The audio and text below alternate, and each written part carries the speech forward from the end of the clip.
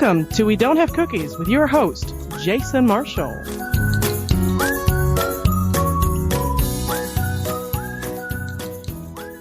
Hey everybody, thanks for downloading the show. Before I talk to this week's guest, I want to let everybody know the podcast now has its own Alexa skill. So if you have an Amazon device, please enable that skill by asking her to enable the We Don't Have Cookies podcast and leave a review there as well. It would really mean a lot to me, and it would help the podcast out so much because Amazon pays a lot of attention to what skills are enabled and to the reviews, so please do that for me if you can. I was told it's only available in the US right now, but it should be in more countries soon. I have a good show for you guys today.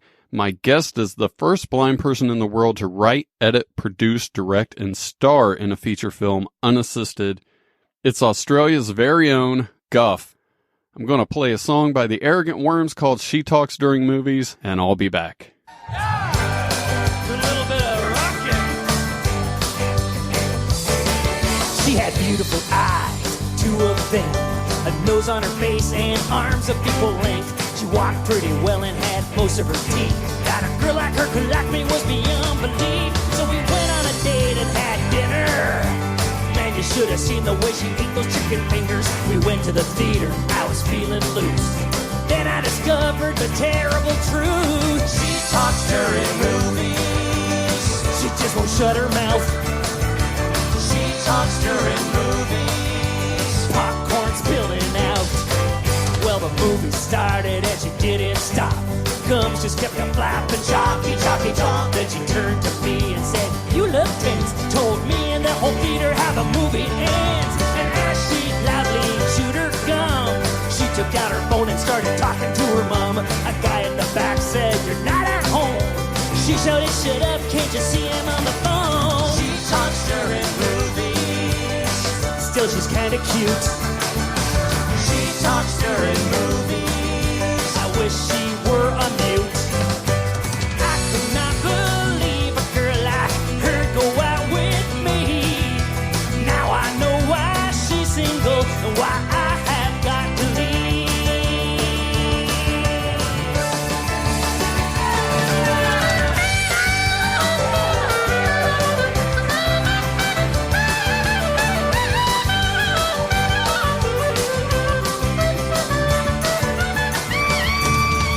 She talks during movies. I try to sneak out without her knowing. She talks during movies. She yells, "Hey, where are you going?" She talks during movies. I'm going home to watch a DVD. She talks during movies without the commentary. Joining me right now is a man who has been on the podcast before. The episode that he was on was named after him. You can check that out in the archives. All the way from Australia, the Gold Coast, is filmmaker gough. How you doing, gough? Very well, Jason. And yourself? I'm doing pretty good. It's great to have you. I've been wanting to have you back for a while now. Oh, thank you very much. I enjoyed our last chat, so hopefully we can live up to the high expectations. One thing that I do regret not talking to you more about, I got a few emails saying they wish I would have delved into this a little more. And that is the fact that you are now legally blind. You weren't always without sight. How long were you illegally blind before you were deemed legally blind? All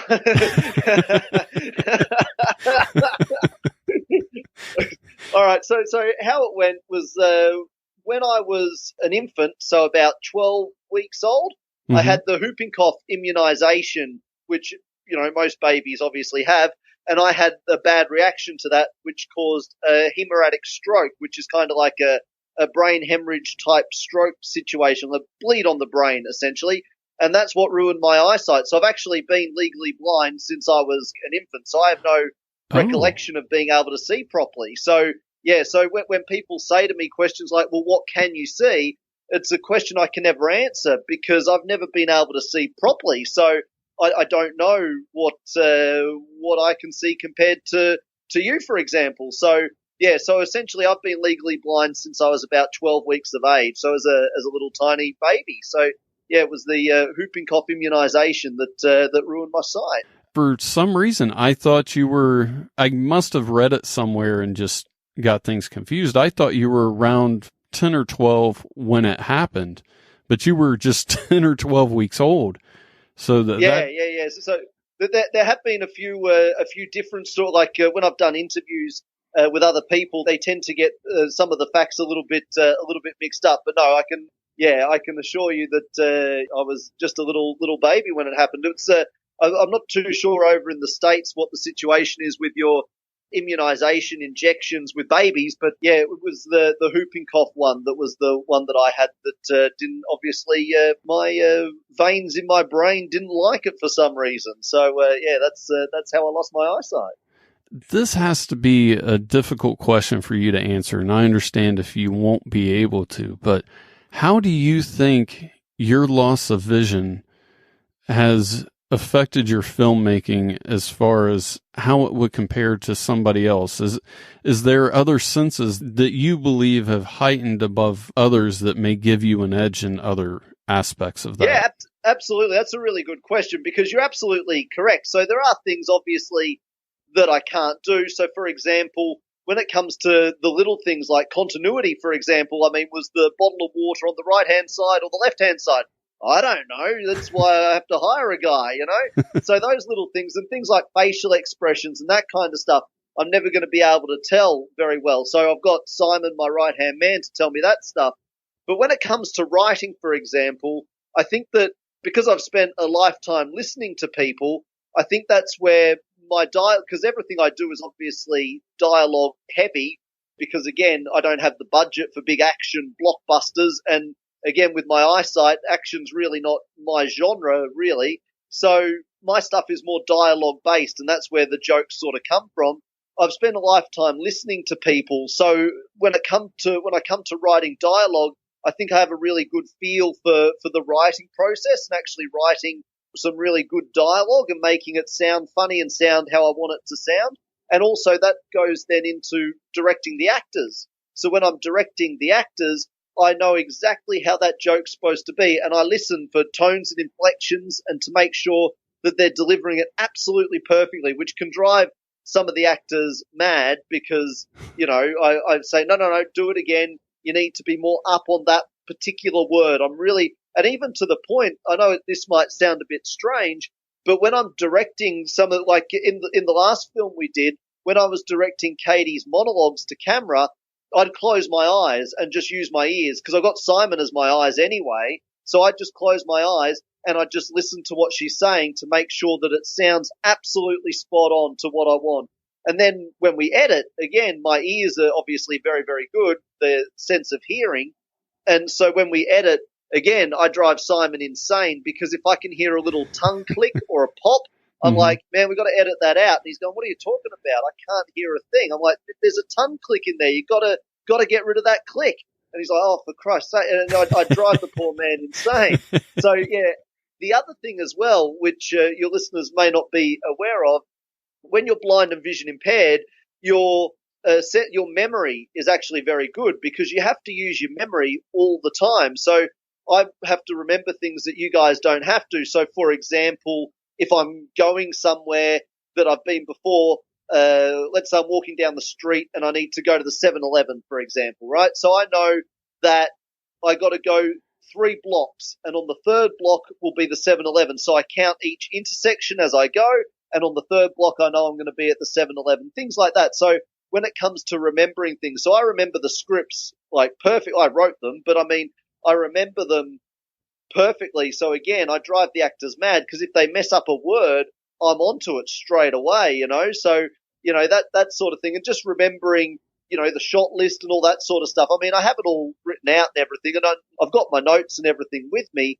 but I end up not referring to my notes very much because I just commit it all to memory because that's just easier really for me. So yeah, memory is another thing that helps a lot too for me with filmmaking. Going along the same lines as knowing where you're going, I watched a movie of yours before, and I was really impressed because you were on camera on this one, and you knew exactly where to look. it wasn't like you were already facing that way. You would turn your head and look exactly where you needed to. Is that something that you practice before you shoot that scene, or do you have some other kind of a cue that the rest of us may not be aware of off camera? There's a lot of rehearsing. We don't have a huge budget, so we have a couple of days to rehearse, and I really work the actors hard, and I work myself hard too, because it's important when I'm on camera and stuff, I've got to be doing a good job as well. So it's all down to very, very strict rehearsing and preparation. I mean, preparation for me is key with what I do. It's all about making sure the preparation is absolutely spot on. Some people might say I am anally organized, but you got to be, man. You just got to be. So which is preparation H. Yeah, well, yeah. So I like it. So, but yeah, no, it's all down, and obviously with Simon, I think you're referring to like the looks to camera that I'm giving and all that sort of stuff. With Simon, I set him up to where I tell him how I want the shot to look and all of that sort of stuff. So he just, I know where he is going to be situated. Like, it does come down to rehearsal, but there's also some planning with Simon and me to make sure that I know where everything's going to be situated, and I know where I need to look and all that sort of stuff. And he does tell me if I'm a little bit off center or whatever, he will say to me, you need to be a bit more to the left or a bit more to the right and all that sort of stuff. So yeah, he helps me out a lot. He is my eyesight on set, no doubt. I've seen a couple of your films so far, and the thing that really stands out to me is how good your casting is. Are you in charge of that part too? Or is that a group collaboration? No, that's me. So again, there's one thing I've never understood, and that is when you write a script and you're directing a script, why don't you do the casting? I've never understood why more directors and writers don't cast the films themselves, because nobody knows that character better than the dude that wrote it. So I know exactly what I want. So I do the casting process myself. I contact all the agents. You know, it works the same as any normal casting would. Contact the agents with a brief. They come back to me with their suggestions. I say who I want to see. They come in for an audition. And my auditions are very different in that I just don't get them to do a monologue. I get them to do the entire script. So an audition will go for about half an hour, 35 minutes, because, again, I want to know that they can deliver every joke exactly how I want. So when they come in for an audition, I don't give them any direction up front. I just say to them, we're going to go through the script, and I'll be the other person, you be you, and we'll just read it through and see how you go. And then that tells me if they understand the script and they understand the jokes, and if they do, then I know I can work with them and I can work with it. So yeah, casting is crucial when it comes to these sorts of films, and especially with comedy. Well, with all films really, but I think with comedy, making sure the jokes are delivered correctly is key, obviously. So yeah, casting is crucial, and I make sure that I'm very, very fussy and very particular with who I cast. And you also used to write for radio shows, and you've done stand-up comedy. Do you think those connections prior to you starting Beer Nuts Productions has given you a leg up in that regard? I think it's helped me in other ways. I don't think it's really helped me in regards to if you mean is in contacts and knowing people, I don't think so. Well, no, it hasn't. But it did help me in regards to my writing. It helped me a lot. It helped me in regards to my editing. I mean, when I was doing radio, I was an audio producer. So I was essentially doing all their ads and promos and stuff for the radio stations. So I was doing all the editing. And, of course, I do it all by sound.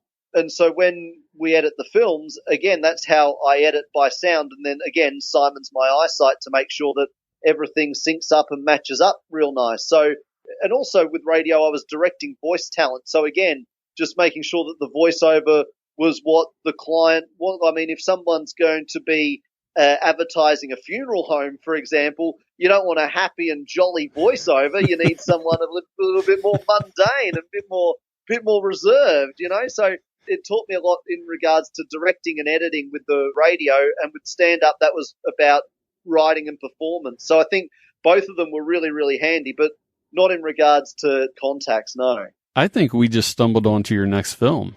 I think you need to do a happy funeral parlor that's just a little too happy to be advertised. There's probably a few out there, you know. If we looked hard enough, there'd be there'd be some place in the middle of, I don't know, Texas or somewhere that's, the Happy Funeral House, and you go there and they're all dressed like clowns or some shit. I mean, I'm sure there's somebody's tried that event. Someone would have had to have thought of that before, Yeah. Sunshine Cemetery and Crematorium. Yeah. If you're not burnt within the first 5 minutes, your money back. That kind of thing, I like it. You have a new film out called A Day in the Life of a Personal Trainer. I think that title's pretty self-explanatory, but for listeners out there, do you want to give them a little insight into the film? Absolutely, absolutely. So, the film is essentially, it's a mockumentary about the fitness industry and particularly the personal training industry. So we follow a personal trainer, Jackie Cooper, played by Katie Sharp, and we follow her from the moment she wakes up in the morning to the moment she goes to bed. So we see her with all of her clients and what she does in her own downtime and all that kind of stuff. So it's a comedy piece, obviously, and it's pretty much just poking fun and making fun out of the fitness industry and those that are involved in the fitness industry, pretty much. So, hopefully people get a good laugh out of it. I really enjoyed it. I've been working on my fitness lately, and there was a lot that I could relate to.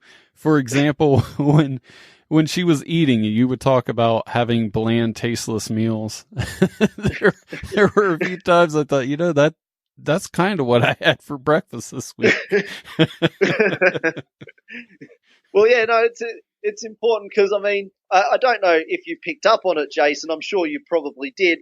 I don't have a huge amount of respect for the fitness industry and those involved. I think it's a little bit of a fraudulent kind of a thing going on there. So I just wanted to make that underlying point during the film as well. So hopefully that kind of thing came through too when I was because I am making fun of them, I suppose. So they love their egg white omelets and whatnot, no doubt about that.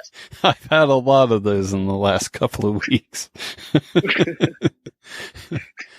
I did notice there was a lot of subtle humor in the film, and I had to appreciate some of the names of the characters and small little details into the movie, and that had to be all you, right? Yeah, that's all in the writing. So I'm very strict with my script. So when I write my script, that's it. So the actors know there's no improv because I'm not big on that. So I write my scripts. I take a lot of care and time with writing my scripts. So the actors know for rehearsal they need to be word perfect. So and when you say that the names of the characters, that actually took a little bit of time to come up with all those ridiculous names. There's quite a few in there that I had to come up with because once I did one, I was like, well, I've got to keep going now. I've got to make all the characters sound like idiots. So that's and give them all ridiculous job titles as well. One thing I liked was that you were off camera for the entirety of the film for the most part. There were times where we saw your hand holding a microphone, but I don't really think that counts as being on screen. Maybe some people do, but I really liked it in the beginning where you were saying something. Katie was in bed, and unfortunately I don't have my notes in front of me, breaking the third wall right here to the listeners, having a couple of tech issues. But there was a point where you were talking about her day, and you just kind of mumbled under your breath, "Lucky bitch."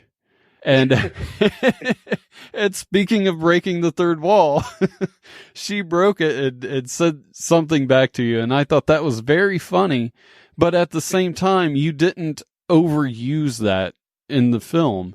And I really appreciated that you saw a chance to make something funny one time, but not keep going and going and going with it as some other films may have done. That joke came about quite simply because I needed a joke for that scene because it's her just getting dressed, getting ready for the day. And I'm like, how am I going to make this funny? Because it was essential that I show her. I mean, we're showing her all throughout the day, so I've got to show her getting ready for the day. I'm like, how am I going to make this funny? I've got to put a joke in here somewhere. So I thought, well, we'll have the voice in the sky, the mythical voice in the sky. She can actually hear it for this particular scene. So that's where that particular joke came from. But you are correct. I mean, you do something like that, you can only do it once. You can't milk it, otherwise it just it doesn't become funny anymore. So yeah, that's a one-off joke that you can only use once. One of my favorite parts of the movie, I don't want to give too much away because I want to make sure people go out and they watch this movie. But it starts, like you said, with her waking up, and it was before she even gets out of bed. So this isn't, like I said, giving much away. But I think it set the tone for the rest of the movie. And if you're listening to this and you enjoy what I'm about to say, this is the movie for you. This is when I knew I was definitely going to enjoy this. She was still in bed. She moves the covers and she pulls out a couple of flowers. And then next thing you know, she pulls out a couple more. They just happened to be in bed with her, and she got them out and sniffed them to start her day. And it was a beautiful start to the movie. I got to say that was very well done.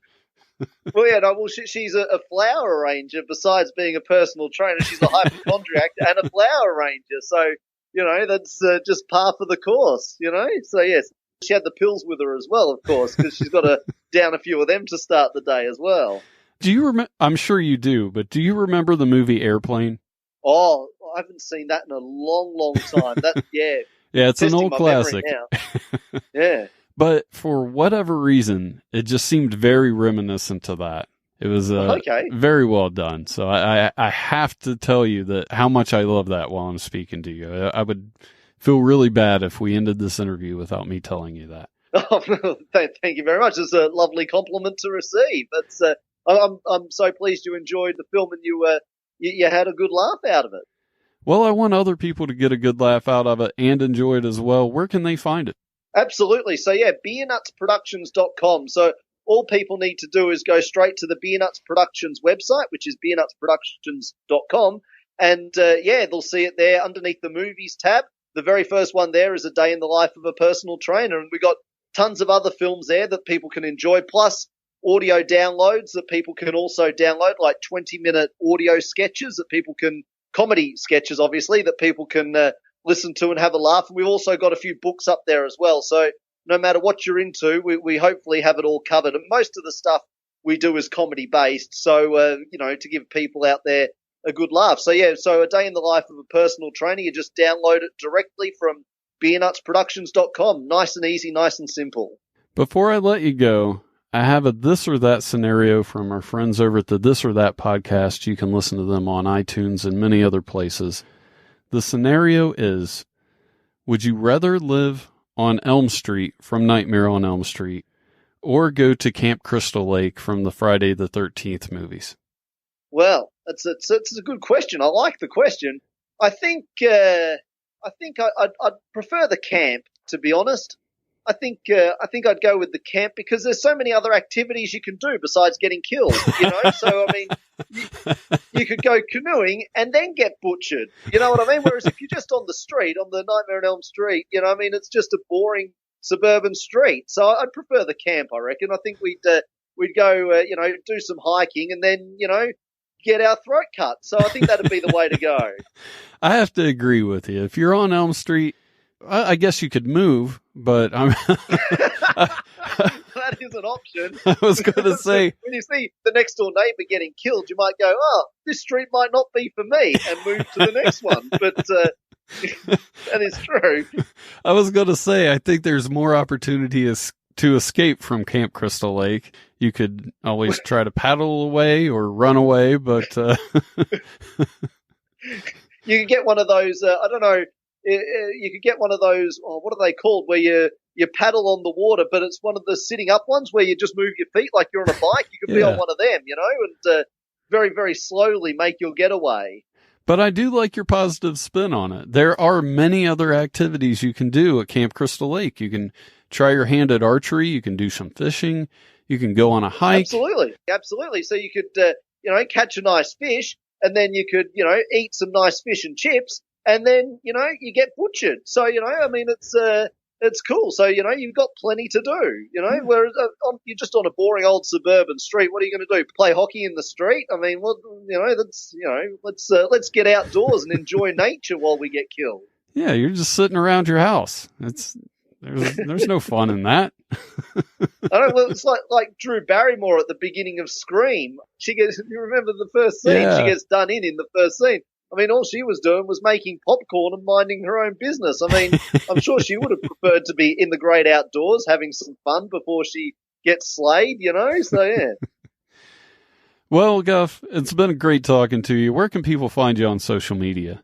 So, yeah, if people just jump on, I'm on all of it. So, Instagram, Facebook, Twitter, whatever they're, LinkedIn even, whatever they're on, I'm on. So, if you just type in Beer Nuts Productions, I'll always come up. Just all people need to remember is they need to drink a beer, eat some nuts, and watch my productions, and that's how they can enjoy themselves when they're not listening to you, of course. But they just so all over social media. So just type in Beer Nuts Productions, like, follow, share, all that kind of stuff, and I'd be very, very grateful if you do. So yeah, and YouTube, of course.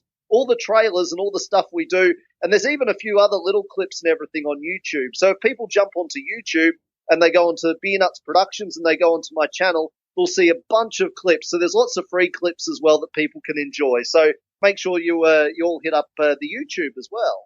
And also make sure you go to beernutsproductions.com. Check out his latest film. Check out all his films. Don't just limit yourself to one. Well, of course. But, Guff, it's been a pleasure, man. Thanks for coming back to the show. Absolutely, Jason. Thank you so much for having me on. I'm going to play a quick song, and I'll be back.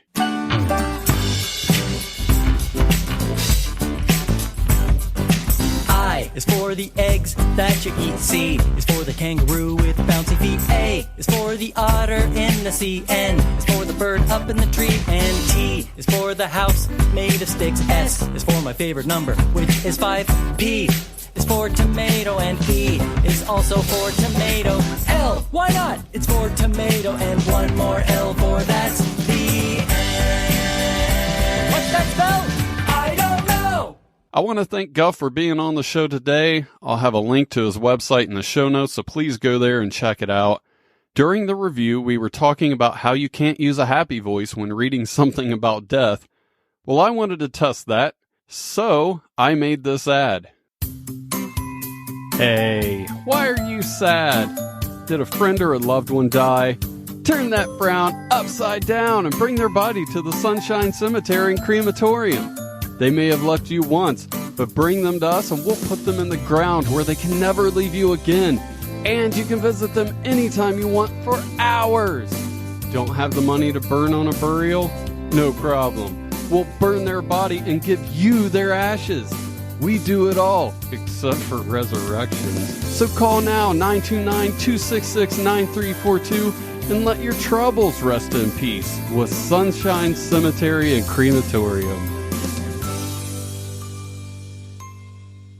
I gotta be honest, I had more fun than I should have making that. The next episode is going to be my birthday episode. It's going to be a lot of fun. Comedian and psychic Karen Rontowski will be here to give me a tarot reading. The caller behind all the songs for the guest, John Garabedian, will be on to talk to me, as well as regular guest and comedian Mama Kate. There may be a few surprises, too. If you'd like to say happy birthday and have me included on the episode, you can record something and email it to me, jason@wedon'thavecookies.com, or call 929-266-9342 and leave a voicemail. Speaking of that, I got this voicemail recently. We don't have cookies. The only comedy podcast that doesn't tell any jokes. So I've got one for you. What's yellow and smells like red paint? Yellow paint. You're welcome. Thanks for calling in. That may be the new tagline of the podcast. We don't have cookies, the only comedy podcast with no jokes. Before I go, one last time, if you have an Alexa-enabled device, please enable the We Don't Have Cookies podcast skill and leave a review. It would help me out a lot, and it would be a nice birthday present for me. That's it for today. I'll talk to you next Wednesday. Thanks for listening. Tell your friends about the show and leave a review. See you next time.